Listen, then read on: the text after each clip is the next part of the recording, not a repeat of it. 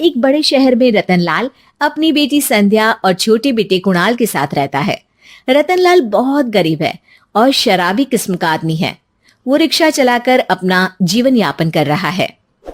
रतनलाल एक अधेड़ उम्र के आदमी योगेश्वर को कभी कभी अपनी रिक्शा से मार्केट या मंदिर छोड़ता है और कभी कभी बाजार से उसका सामान भी ले आता है।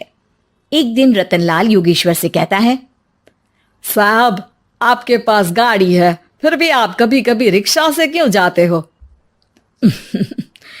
इन शहर की गलियों को आराम से देखना मुझे बहुत पसंद है।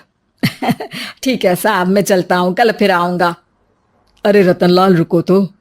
मैंने सुना है कि तुम अपनी बेटी को कुछ पैसों के बदले किसी को दे रहे हो। अभी किसी को बेचे नहीं तो क्या करे साहब। एक छोटा बेटा है, उसको पढ़ाना भी है, उसकी देखभाल भी करनी है, और अगर मैं बेटी को घर में रखूंगा तो उसकी शादी कैसे करूंगा साहब। तुमको कितने पैसे मिल रहे हैं? अब 50,000 साहब। देखो, मैं तुमको पूरे 20 लाख रुपए देता हूँ। तुम अपनी बेटी संध्या को मुझे दे दो। हैं? अब 20 लाख? धन्यवाद साहब, धन्यवाद। मैं कल ही उसे आपके पास छोड़ जाऊंगा साहब। अगले दिन रतनलाल संध्या को हमेशा के लिए योगेश्वर के यहाँ छोड़ आता है और बदले में 20 लाख रुपए लेकर घर आ जाता है। रतनलाल जिंदगी में पहली बार इतने पैसे पाकर बौखला गया। उसने एक अच्छा घर लिया। कुणाल, अब हमें कोई चिंता नहीं है, तो अब अच्छे से पढ़, खूब मन लगाकर पढ़ाई करना। पापा, मुझे पढ़ाई करना अच्छा नहीं लगता।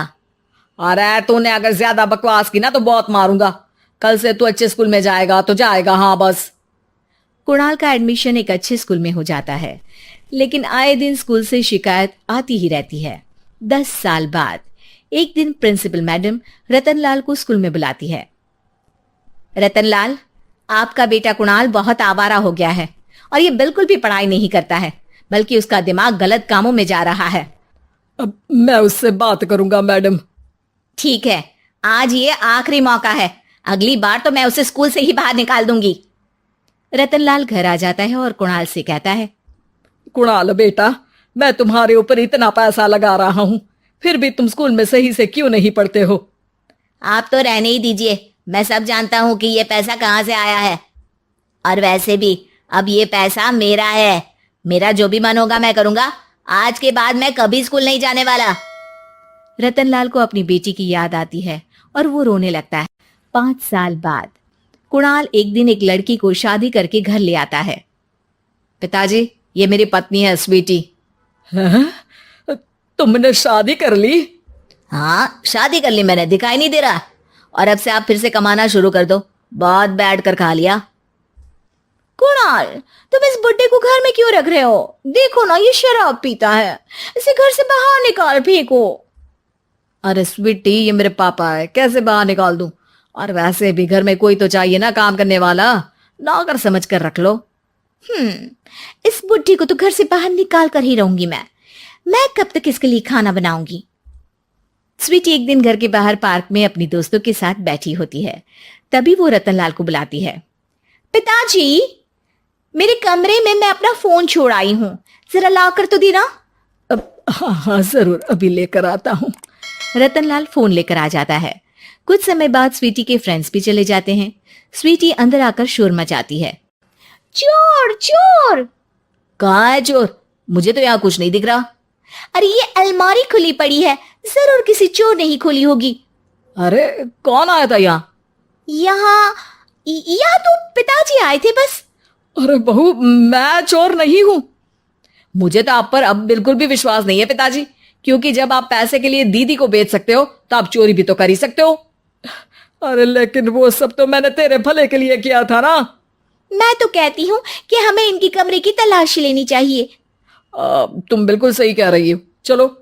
स्वीटी और कुणाल दोनों रतनलाल के कमरे की तलाशी लेते हैं और उन्हें वहां स्वीटी की ज्वेलरी और पैसे मिल जाते हैं। मैं तो पहले ही जानता था कि चोर आप ही हो। निकल जाओ मेरे घर से और दोबारा अपनी शक्ल मत दिखाना। रतनलाल आंखों में आंसू लिए घर से निकल जाता है। स्वीटी मन ही मन सोचती है, आज तो मेरी प्लानिंग सफल हो गई। जैसा मैं चाहती थी ऐसा ही किया। और बड़ी आसानी से उस बुड्ढी को चोरी का इल्जाम लगाकर घर से भगा दिया। रतनलाल की हालत अब ज्यादा खराब हो गई और वो सड़क पर बैठकर भीख मांगकर खाने लगा। एक दिन वहां एक गाड़ी आकर रुकी और सड़क पर बैठे सभी भिखारियों को अपने सेंटर ले गई। एनजीओ की मालिक संध्या एक एक करके सभी को सुविधा मुहैया कराती है। तभी उसकी नजर रतनलाल पर पड़ती है। पिताजी, संध्या तू? पिताजी आपकी ये हालत कैसे हुई? ये सब मेरे बुरे कर्मों की सजा है जो मुझे मिल रही है। मुझे माफ कर दे बेटी।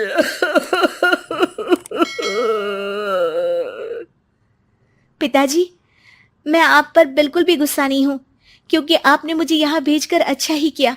मेरी जिंदगी बदल गई। लेकिन ये सब हुआ कैसे बेटा? आप ये नए कपड़े पहनो, तब तक मैं योगेश्वर अंकल को बुला कर लाती हूँ। योगेश्वर अंकल? हाँ अंकल। योगेश्वर जी ने तुझसे शादी नहीं की थी? नहीं तो पापा, उन्होंने तो मुझे पढ़ा लिखा कर इस काबिल बनाया है कि मैं आज सबकी सेवा कर पा रही हूँ। रतनलाल पश्चाताप करके रोता रहता है। तभी योगेश्वर भी वहां आ जाता है। रतनलाल जी, आपकी ये हालत कैसे हुई इतने सारे पैसों के बावजूद भी? क्योंकि मैंने बेटे और बेटी में भेदभाव किया था। लेकिन आपने ये कैसे किया, मुझे ये जानना है, बताइए। सालों पहले जब संध्या छोटी थी, तब मैंने एक बार एक आदमी से तुम्हें बात करते हुए सुना था, जो कुछ पैसों में संध्या को तुमसे खरीद कर शादी करना चाहता था। मैं उस समय एनजीओ में बच्चों के लिए ही काम कर रहा था और मैं किसी भी लड़की की जिंदगी खराब होते नहीं देख सकता था। इसलिए मैंने अपने जीवन की कमाई का एक बड़ा हिस्सा तुम्हें दे दिया था। सच में कितना गलत था मैं। मुझे माफ कर दो। अब आप दोनों मेरे साथ घर चलो और आज मैं अपना सच्चा प्रायश्चित करना चाहता हूँ। योगेश्वर और संध्या रतनलाल के साथ घर जाते हैं। स्वीटी दरवाजा खोलती है। चोर भिखारी, तू फिर से आ गया? चल भाग यहाँ से बुड्ढे। ये घर तुम्हारे बाप का नहीं, मेरा है। बाहर निकलो यहाँ से। रतनलाल कुणाल और संध्या को घर से बाहर निकाल देता है। योगेश्वर जी, अब ये घर आपका है और अब आप यहाँ एक और एनजीओ खोल सकते हैं। शायद अब ये सच्चा प्रायश्चित है। संध्या अपने पिता के गले लग जाती है।